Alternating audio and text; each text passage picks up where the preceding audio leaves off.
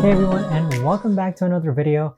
If you're not sure how to film or edit your YouTube videos, by the end of this video, you'll see how I film my videos and edit them using Final Cut Pro X. So in addition to that, those who watch till the end of this video will get my Final Cut Pro X editing course for free on Skillshare. So let's jump straight into it. So the first thing I do when it comes to creating YouTube videos is the scripting and planning portion, okay? I can't emphasize enough that most people who get started on YouTube, they can't usually just wing the information off the top of their head. And even if they do, it becomes disorganized, they miss some information, or they're not able to, they make a lot of mistakes on camera. So the first thing I do is I script and plan my videos. This is all scripted.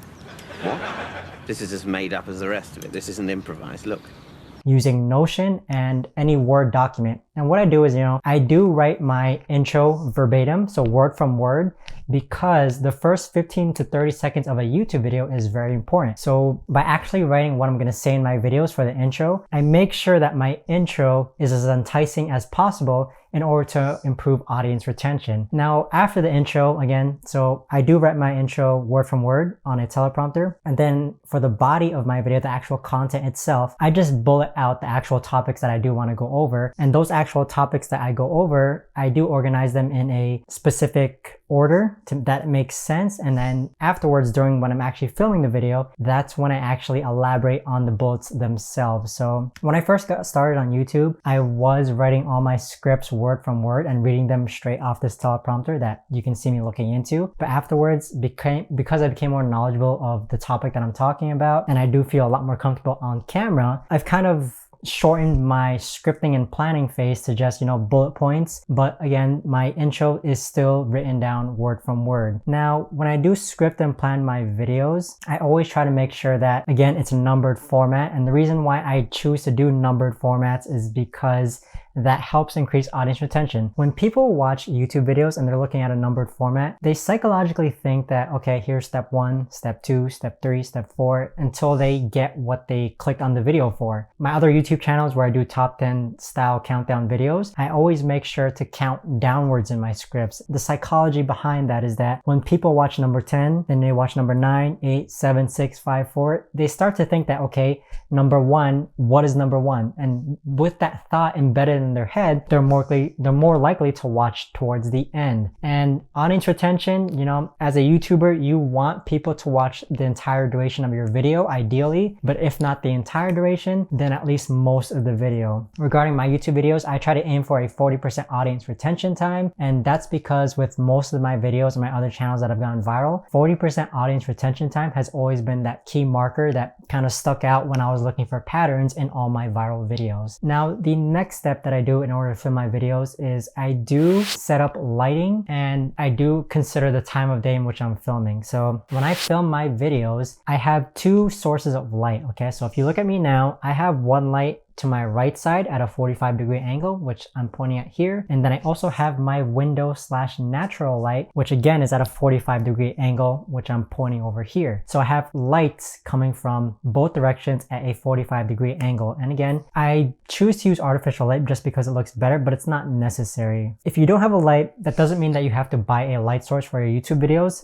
I do always recommend using natural light just because that's the kind of best source of light you can get. It's not harsh. It's, you just have to consider the time of day in which you film. I often get asked a lot, should I buy lights? What light stand should I buy? And I tell my students, have you ever thought about filming next to a window at a good time of day? And that's exactly what I do. The only reason why I use this light over here, this artificial light, is because I've had this light for about maybe 8 years now when I used to do product photography. So I'm basically just repurposing it. But if I didn't have this light, I would move my desk or setup closer to the window and would have just filmed next to the window. So both sources of light are just shining directly on me, and light is important. Although I'm not the best person to talk about when it comes to light setups, I just do what works for me. After setting up my light, the next thing I do, which is number 3 in my steps to filming videos, is that I input my script into a teleprompter. So if you watched my previous videos before, I do highly recommend new YouTubers especially to use teleprompters, just because rather than having to focus on remembering your information,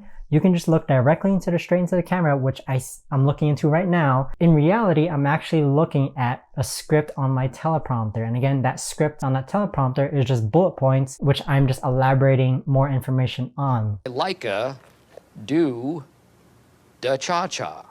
So I've had my teleprompter for about 4 years now, and there was a good maybe like 1 to 2 years in which I didn't even use it. But before I used the teleprompter, I had to, you know, actually remember my information. I kept having to look down at my notes and then reciting it. But at least with a teleprompter, you don't have to worry about remembering your information because you can look at it straight into the camera, or which is overlaid on top of your lens. So rather than having to worry about information, all you have to do is worry about, you know, actually just relaying the information with enthusiasm. So new YouTubers, definitely use a teleprompter. I'm going to link down below in the description what specific teleprompter that I use. I highly recommend it. So how it works is that I have my script on my phone, and my phone is kind of, I don't know if this is going to show on camera, but my phone is like actually right on here.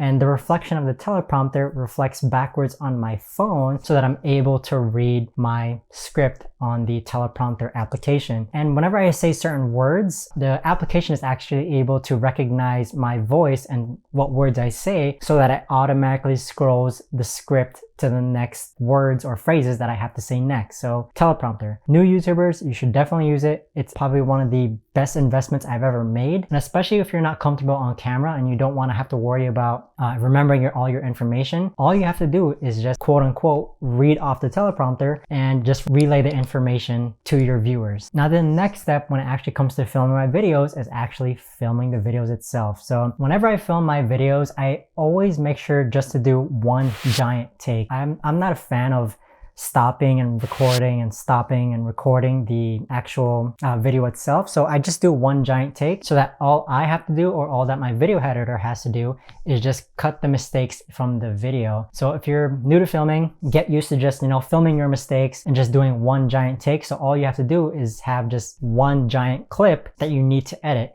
Just as good, if not exactly the same as the last one. In that last one, I left a nanosecond of a pause between the words together and we. With all my videos that I've ever done, this is something I learned that from before, in which just film your YouTube video in one setting. And the only time I don't ever do this is when I need to do screen recordings in my computer back there. Then I'll have multiple clips. But even so, in my screen recordings, I do make sure that I do one take of my screen recording. So at most for a YouTube video, I'm only ever gonna have 2 main clips to edit, which is this clip here. And then if I do screen recordings, I'll make sure to do one giant take of a screen recording as well. Now, the last step when it comes to filming and editing my videos is actually editing my videos. So because editing on Final Cut Pro X is a lot, you know, it's a very intricate software. It's not hard to learn and it's not easy to learn. It's kind of in that mid-range to actually learning. I've been using Final Cut Pro X for about 10 years now, and I'm self-taught. But you know, I'm not looking for a very fancy software to do very fancy edits. I'm just looking for a software in which, you know, it just gets the job done, you know. I'm not looking for perfect video edits. So if you do have Final Cut Pro X and you're in that same realm of me looking for just good enough quality video edits, I'm going to be sharing down below my free access to my Final Cut Pro X editing course on Skillshare. Okay, and again, it's a whole full-length course. I think it's about, you know, I think just over 30 minutes long, but it goes to show how I edit my videos very efficiently on Skillshare. So that's all I have for this video, everyone. I appreciate you watching, and again, down below in the description will be my free video editing course and how I edit my YouTube videos using Final Cut Pro X. Again, it's absolutely free, so if you do have Final Cut Pro X, click down below in the description. But aside from that, thanks again for watching, and I will see you in the next video.